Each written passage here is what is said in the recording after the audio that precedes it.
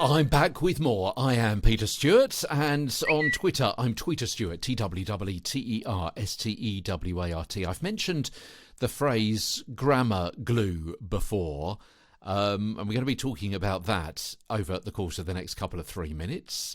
Thank you indeed for listening. Episode 304. Yeah, consider a dodgy phone connection. You know, you can only hear some of what your friend is saying. You get the gist of the content from the meaningful words in the sentence, the words which actually are full of meaning. They give detail and context and move the story along. Some words in a sentence don't add much information. They're there to give it structure and to hold the important words together. They act as a kind of grammar glue. And you can usually dampen down those deletable words because by definition they're usually unimportant. Let's go through some of these. The word and, for example. Now some people see this word and highlight it every time. Let's have a rerun of that sentence. Some people see this word and highlight it every time.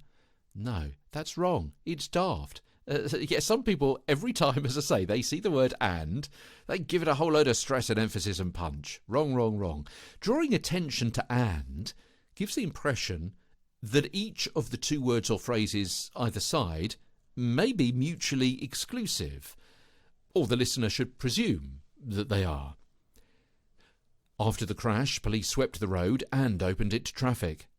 Highlighting and gives the impression that the officers may usually do one of those jobs or the other, but not usually both. So surely the correct intonation is, after the crash, police swept the road and opened it to traffic. Now, on occasion, you do want to draw attention to and, as we'll see from our airline example that I mentioned a few days ago. Yeah, remember the cabin crew offering you a choice of food to eat on your in-flight entertainment service? Yeah, and they might say, you cannot have chicken, fish and pasta. So they're highlighting and. But does that mean you could have both chicken and fish on the same plate? What exactly does that mean? You cannot have chicken, fish and pasta. Is it saying you can have chicken and fish, but you can't have chicken, fish and pasta? Or is it saying you can't have chicken and fish and pasta?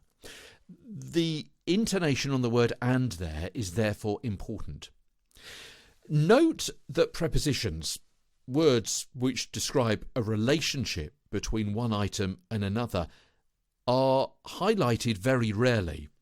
So you don't order breakfast by asking for egg and bacon, beans on toast and a cup of tea.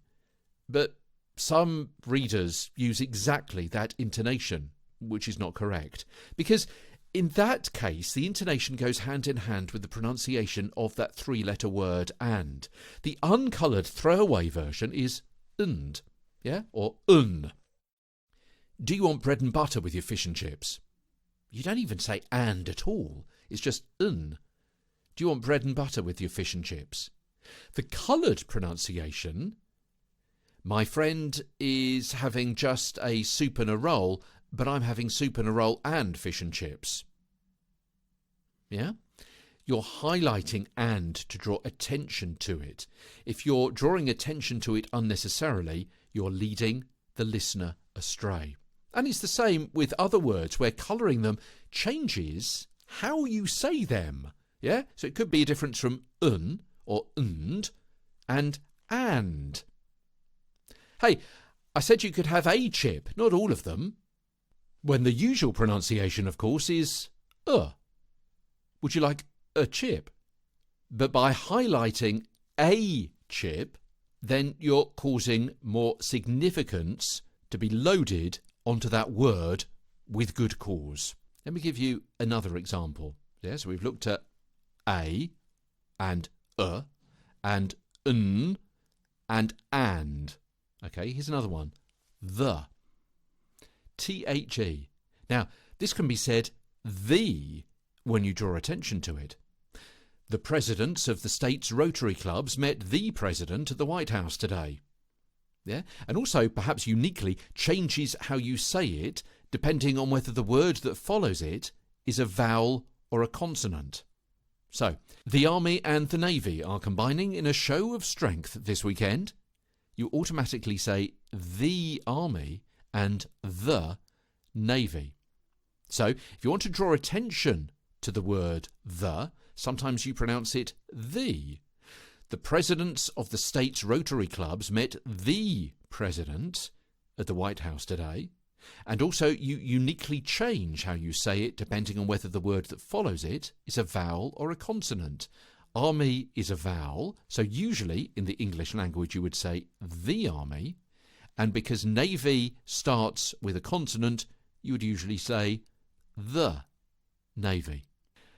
I'm back tomorrow with Grammar Glue Part 2 as Get a Better Broadcast podcast and video voice continues. From London, I'm Peter Stewart.